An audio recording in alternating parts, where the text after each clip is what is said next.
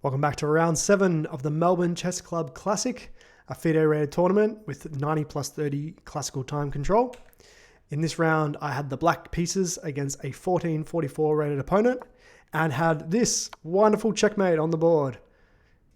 This is my first checkmate for an over-the-board tournament, so very excited to get this on the board and very excited to share it with you today. Have had a resignation win previously, but again, first checkmate over the board, so very excited. Let's see how we got there. It all started with opponent playing d4 as the opening move. Played knight f6, our typical response to d4. Opponent then plays knight f3. We play d5, going for a symmetrical variation. And here, white has a few different options. They can play a delayed queen's gambit after c4, and we can play e6, entering the queen's gambit. Opponent can play bishop f4, the London system. And here we're going to play c5. Or another option, the one the opponent picked, was e3, which is the Collie system.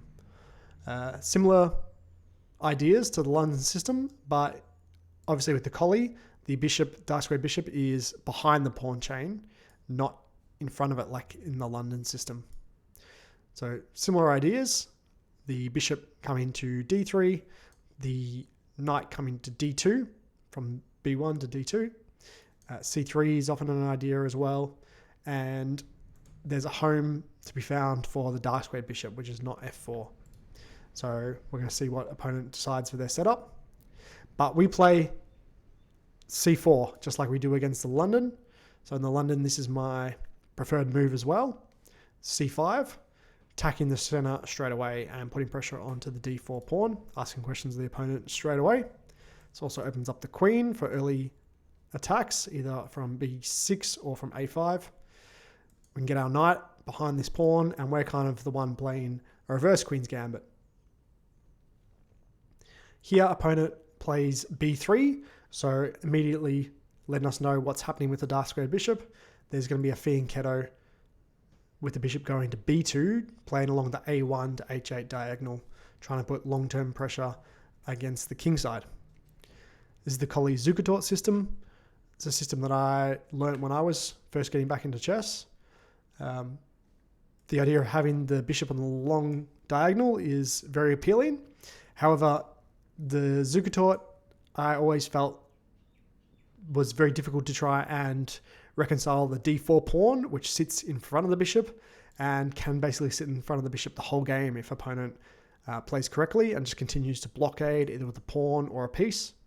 And this is going to be a theme from this game too, where I continuously try to blockade to keep the dark square bishop out of action. So we now take on d4, the same move order that I play against the London system. C takes d4, and now we get e takes d4, and knight f6. Here black gets 2 pawns to the center and trades off a c pawn for an e pawn. So happy with that for black. We're the one who's going to get more control of the center, and again, white has less control of the center. Opponent plays bishop d3, again, typical move of the London or the Collie.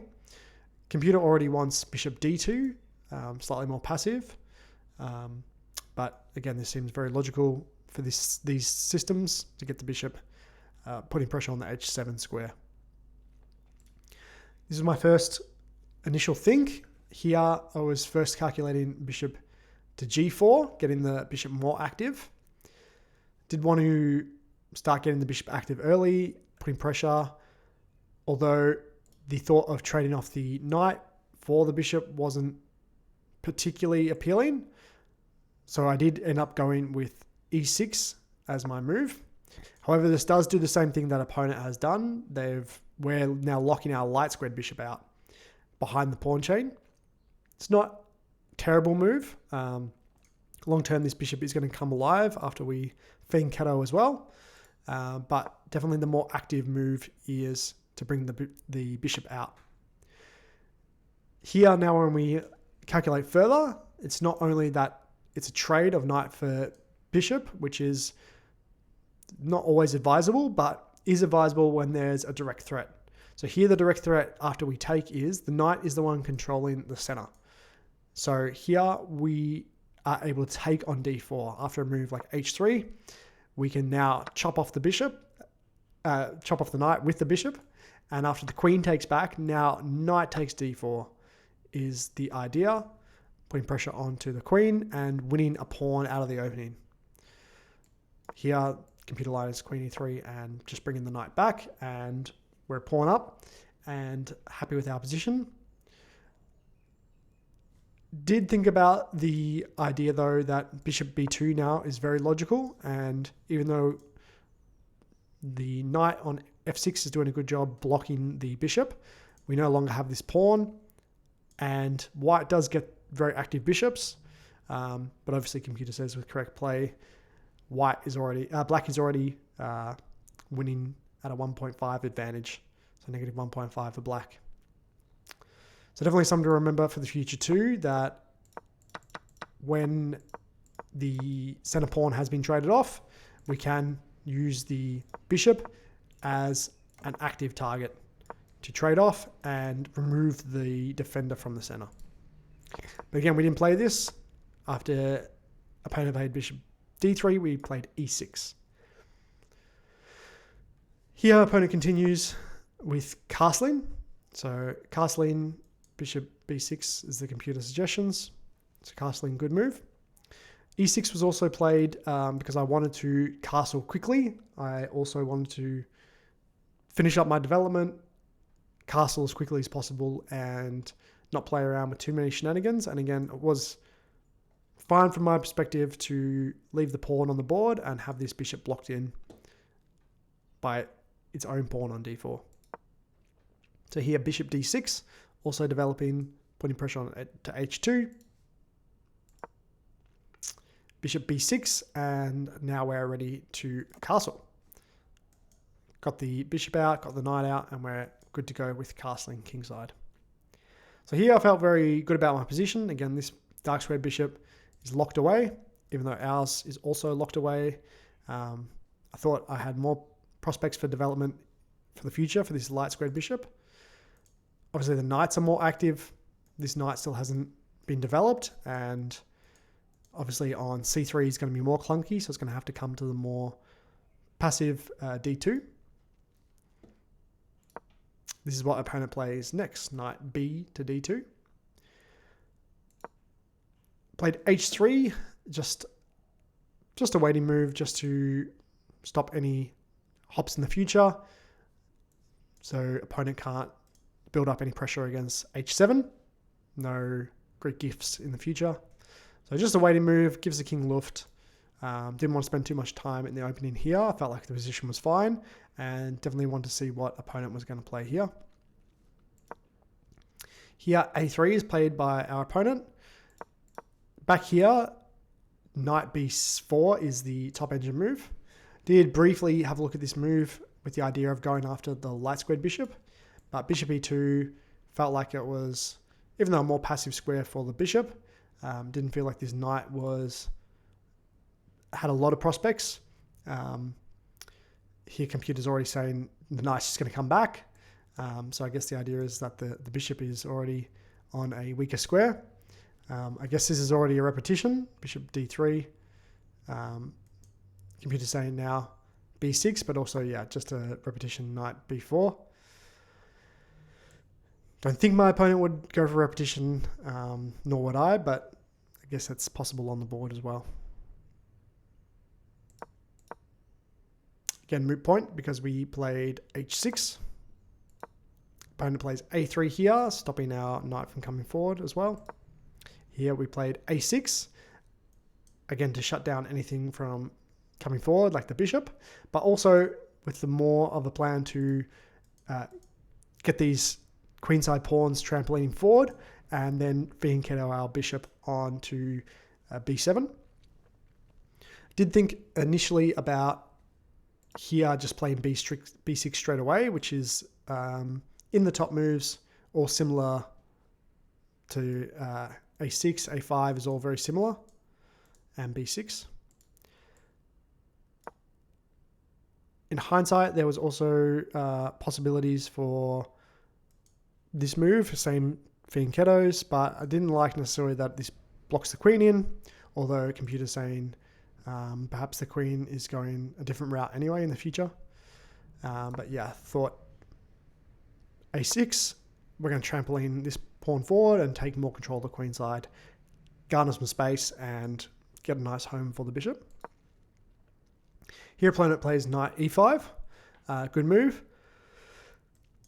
Puts pressure on our center and also a very annoying spot for this knight to be. This was typical for the London as well, to have this knight on e5 and is often backed up with f4 just to try and solidify this knight.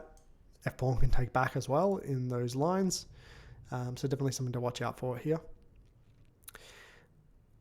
Here I started calculating a few different moves. I was looking at the initial queen c7 to try and put up a battery against this knight. So we have 1, 2, 3 attackers with only 1, 2 defenders. But I thought this is probably only going to lead down the path of trades, because after we play something like queen c7, rook e1 is possible, queen e2 is possible. Just putting moves to defend, and the annoying f4, as we just mentioned, is also possible. Probably the best out of all those, giving the rook some room to get up and about, reinforcing this very strong knight, and we're not going to be able to add too many attackers. We could bring the knight back to d7, but computer's already saying here b5, don't go after the knight. So it wasn't too thrilled with that idea.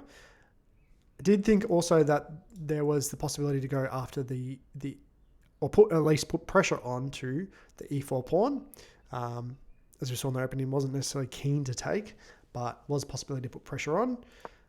So queen b6 was actually the move I went for. Starting to put some pressure onto the d4 pawn and undermine the knight that way by taking on d4 instead and undermine the position of the knight.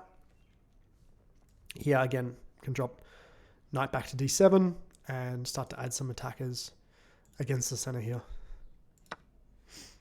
Opponent wasn't too keen on this, so without the idea of maybe dropping the knight back, back to d3, back to f3, knight d f3, knight e f3, sorry.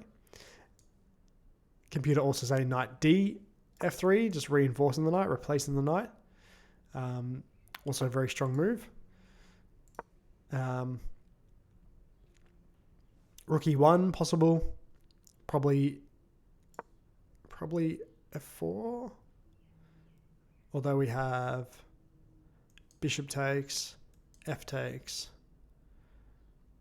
knight takes. Knight takes as this is pinned. So here. Have to take back and then we can win a pawn as this is pinned. So yeah, very tricky. F4 not working here. Even knight takes. Doesn't work because of f takes. Bishop takes, yeah, still the same idea. Pinned and kicking h1. But computer sees this better, take him with the knight. Take him with the bishop first and then take him with the knight. Probably to put pressure onto the bishop as well.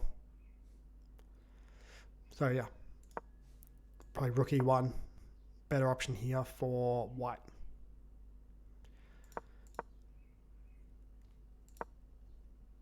Not played though. Opponent releases the tension straight away.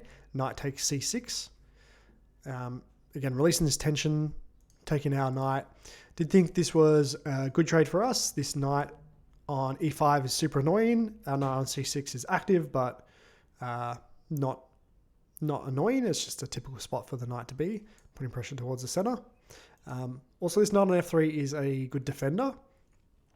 Very good defender against attacks against h2. So was fine with white taking here. I thought this was going to be good for us and still a very strong position. Briefly calculated bishop b takes c6,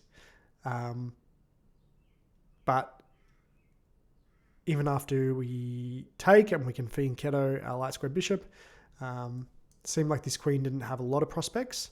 Here I thought instead of taking and then being able to drop the queen back, or have the queen have more prospects, perhaps from the c file, perhaps even coming back diagonally. So instead of b takes, did go with queen takes.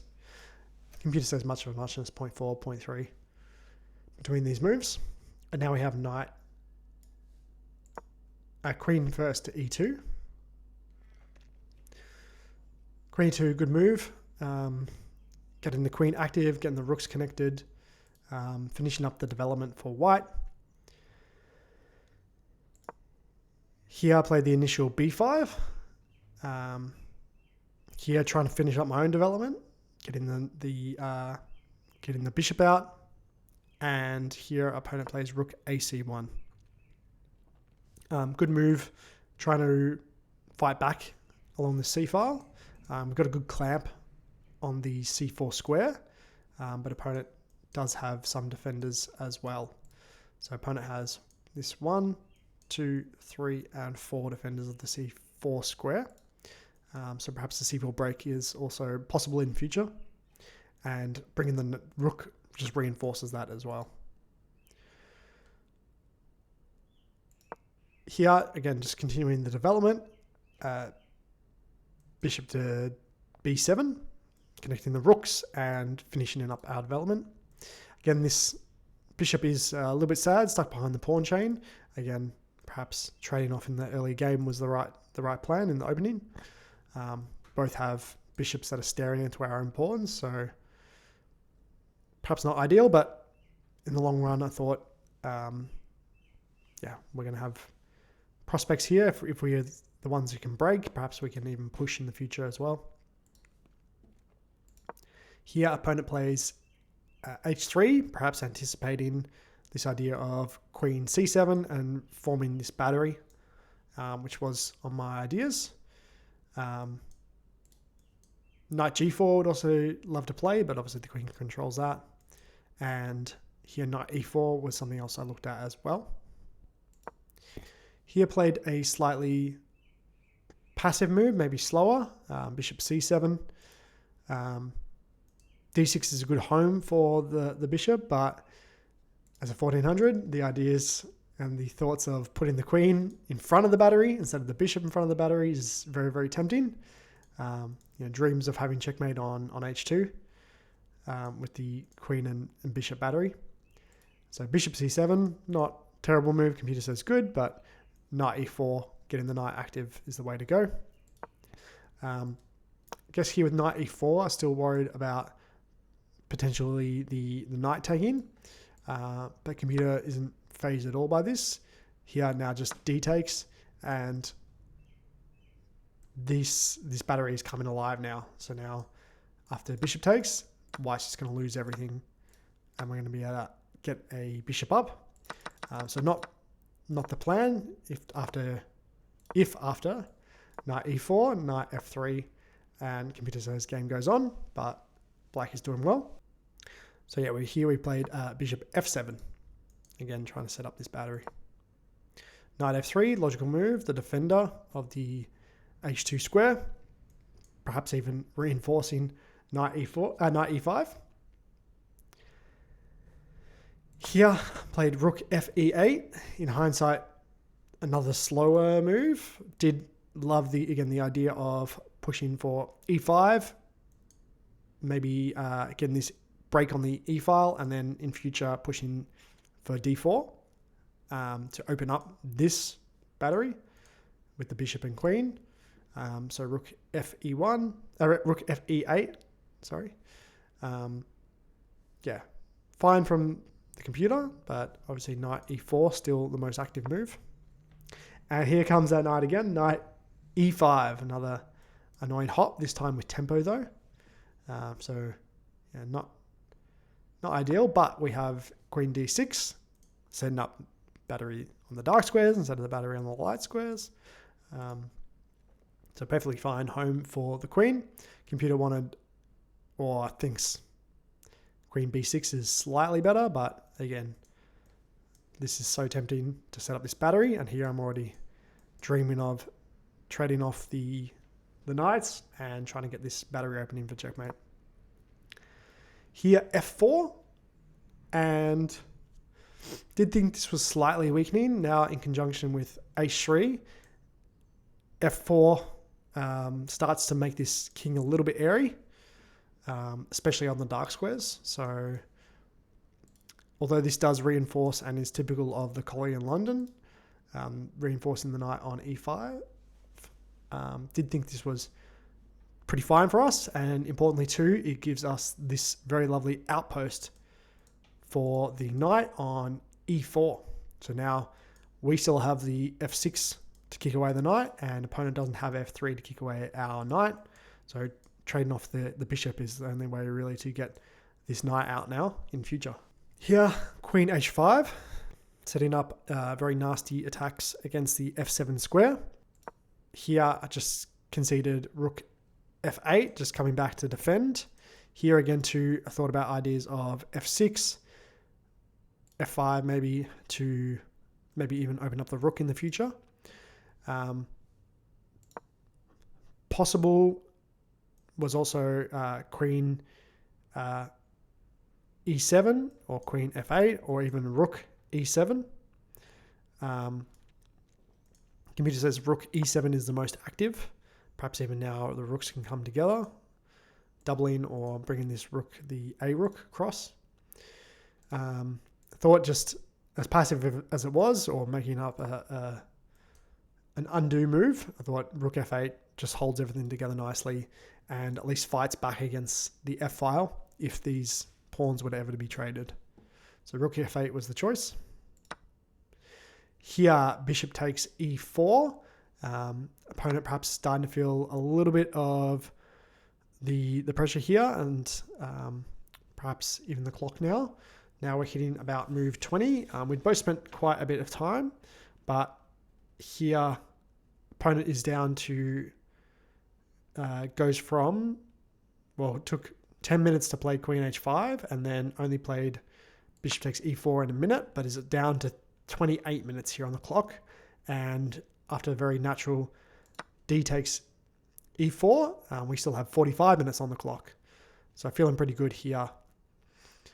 Opponent goes into another long thing here and plays the very, very aggressive g4 with only 20 minutes now left on their clock. So obviously, again, this is a 90-minute game. So opponent spent a lot of time, an hour and 10 minutes, 70 minutes already spent on move 20, 21. Yeah, feeling pretty good about this, this position here. This king is now very, very, very, very airy. G4, as attacking as it is, and my initial gut feeling was, wow, am I the one under attack now?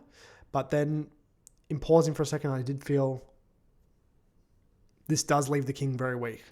So very double-edged by my opponent, obviously trying to generate their own attack. Again, feeling the pressure, now trading off pieces, traded the knight, now traded the bishop for a knight. So we've got the two bishops against a knight and a bishop. So yeah, opponent feeling the clock and feeling a bit of the pressure now. Here I played queen to d5. Here, computer is already saying f6. Here, kicking this knight out. And then knight is going to go to g6. Did feel a little bit like this wasn't the greatest of moves. This is, although our king is still quite safe, these pawns are not really touchable. Computer even just wants to leave the rook to perish here. So computer's even saying just e3 here, push to open up the bishop, leaving this rook to die. And then here, after rook takes, computer says that black is absolutely crushing. Now, queen c5, offering the trade, trying to put pressure onto the dark square bishop. Computer says just drop back to queen d8, keep the queens on the board and try and generate an attack. I mean, this position here, these two bishops are monsters. Obviously doing a lot of work, but not really something I considered at all. Bishops, very powerful that they may be, but very dangerous as well. We've got this monster pass pawn and these monster bishops, but very scary. So not the move I went for. After g4, we went queen d5 and opponent plays c4, which is the correct move. Here I was trying to set up this battery first and then to push e3. So set up this battery and then to push e3 to put pressure. Here I was thinking if the rook comes, we can kick the rook away and then still set up these threats of mate on either g2 or h1. c4 is the correct move. I must admit I missed this, but did pause for a sec here. Computer saying just get the queen out of the position, but I thought this sequence was still very active and kept the pressure on. Really didn't want to retreat here. I wanted to try and keep the foot on the gas pedal and go after our opponent. So b takes c4, and here after b takes c4, I thought this was a cunning move, queen a5. Computer says not ideal. Again, queen d8, the best move. Get the queen out of the position and use the queen as perhaps a defender on the dark squares. But again, I wanted my queen to be active and attacking. Here, opponent continues correctly with g5, trying to create counterplay.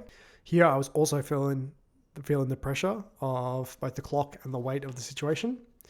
So after g4 here, opponent's starting to tank up the clock, and I'm down to about 20 minutes as well. So opponent's down to about 15 minutes on the clock, and I'm about to down to 20. So we're getting quite equal. So here I take, which is fine, computer says. Still an excellent move, but bishop takes first on e5 is the correct way to go. I thought though this opens up the rook, and even though computer says this is the way to go, I thought my position is still probably better when I keep pieces alive. So again, we took h takes g5. This does though allow for opponent to open up this f file anyway. F takes on g5. And now though, bishop e5 is a lot stronger. Here we find this only winning move. Bishop takes on e5. Here this removes the knight who was piling up. So here this is very dangerous for black. If a misstep is taken, white is going to be able to crash through either with g6 or knight takes. Knight takes is a winning move. After f takes, queen can take. So very dangerous. But here even the computer just says the cold-blooded g6 and the queen is incoming after f takes. Now rook takes, and after king takes, this is a mating attack. Queen h8, and the king is very quickly running out of space here.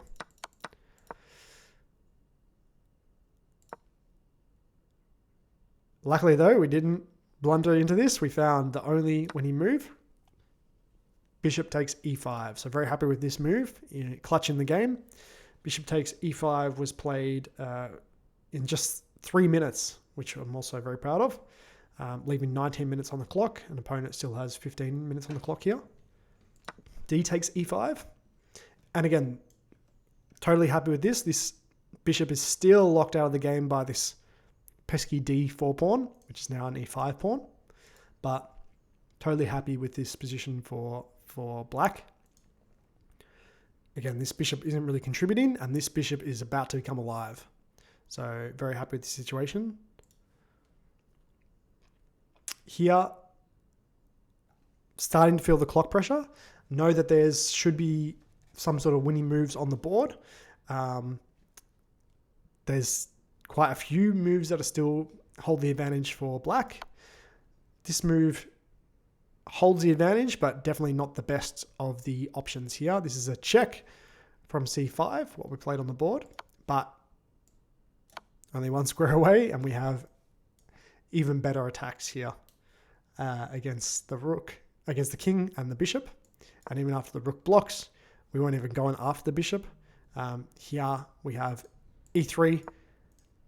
This rook is now under attack, and we do have these diagonals starting to come alive against the king.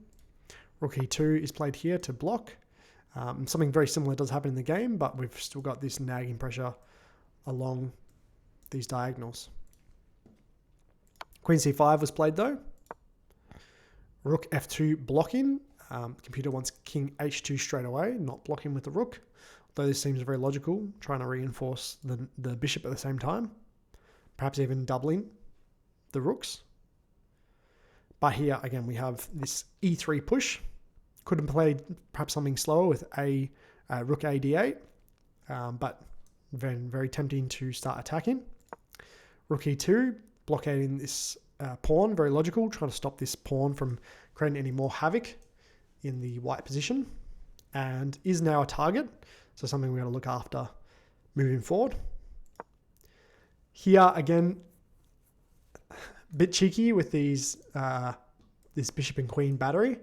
Again, this is creating what I thought was nagging pressure. Did think this was the way to go, and again, probably didn't play this with enough time on the clock to really calculate properly. Had 11 minutes on the board here after queen c6, so we're both up to 11 minutes at this position. Again here, the slower rook a d8 is the way to go. Here we can start to try and threaten to trade off this defensive rook, which is going to make white's task very difficult. So yeah, rook a d8, trying to trade off this rook here on e2, alleviate our e-pawn and get these diagonals coming alive as well. But again, not the move played. We played queen c6. Here, king h2, only real move to hold it together. King h2 stops now any of the mate threats because these rooks control these mating squares on h1 and g2.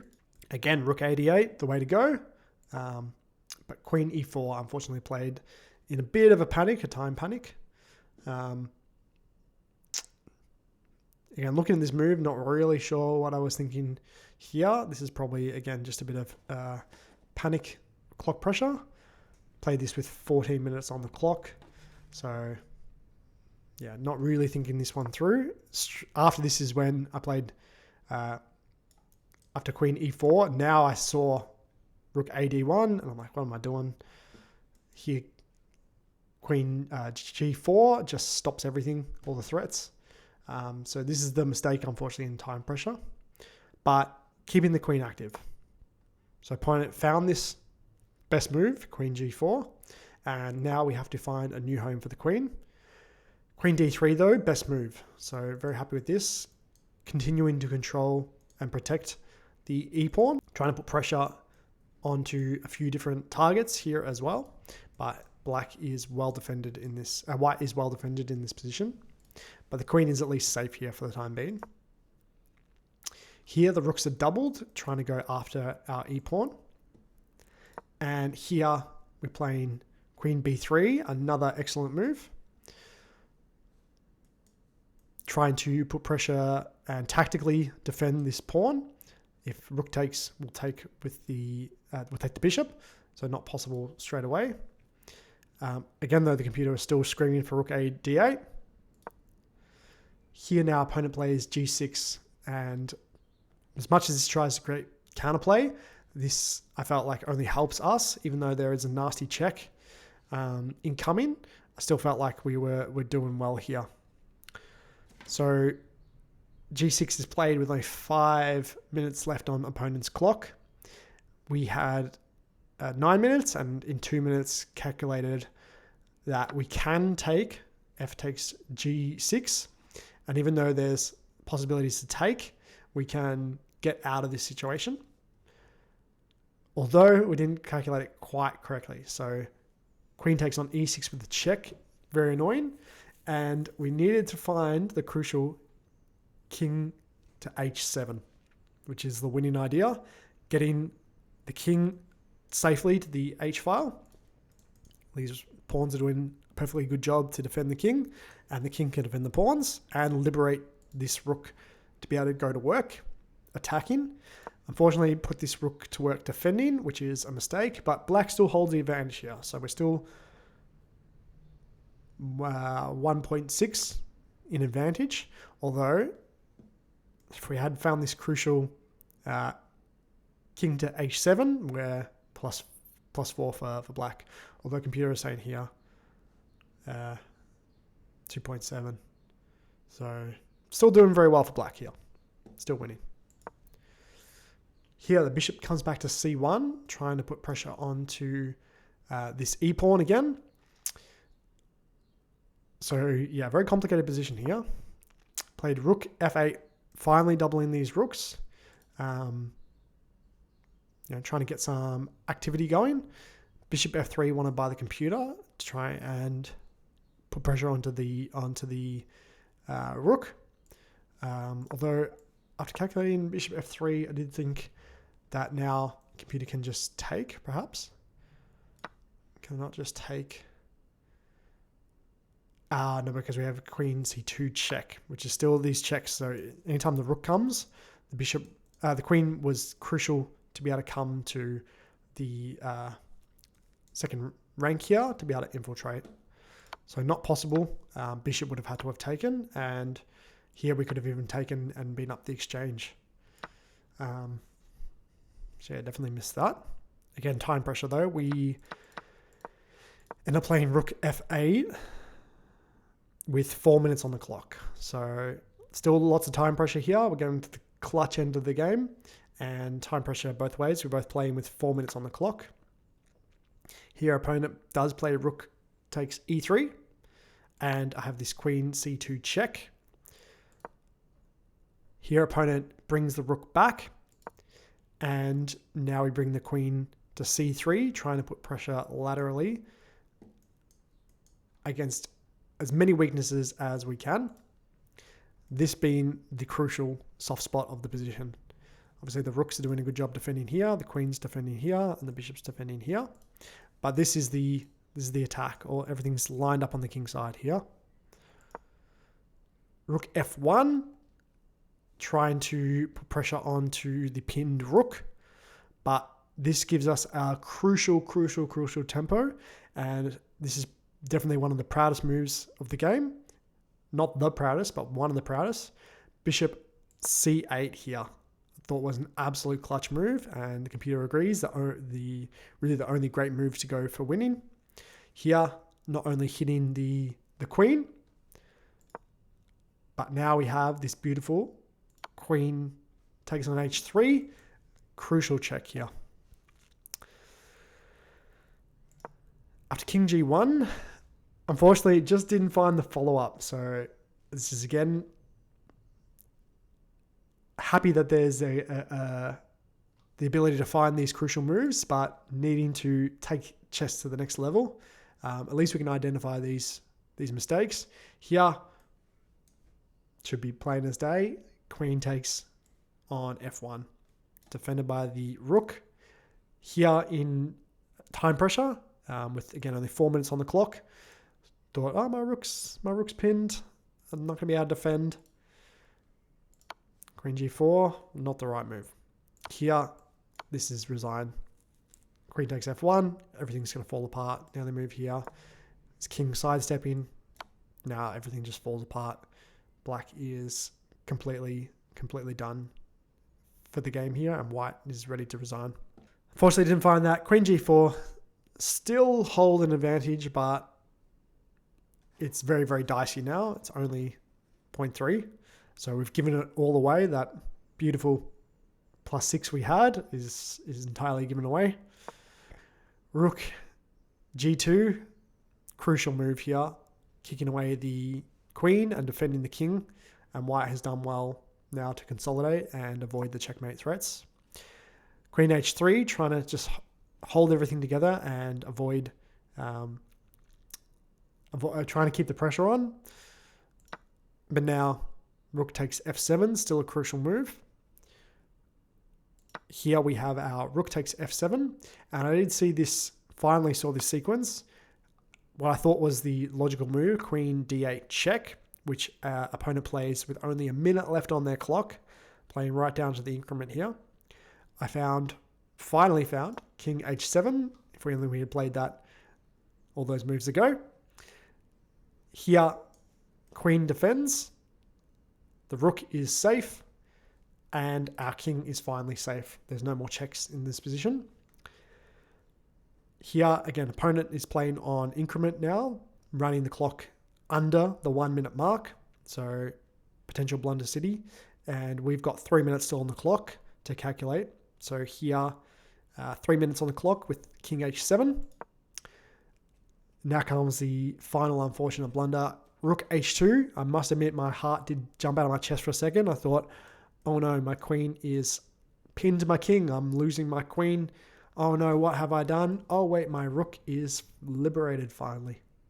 And here I found rook f1 checkmate.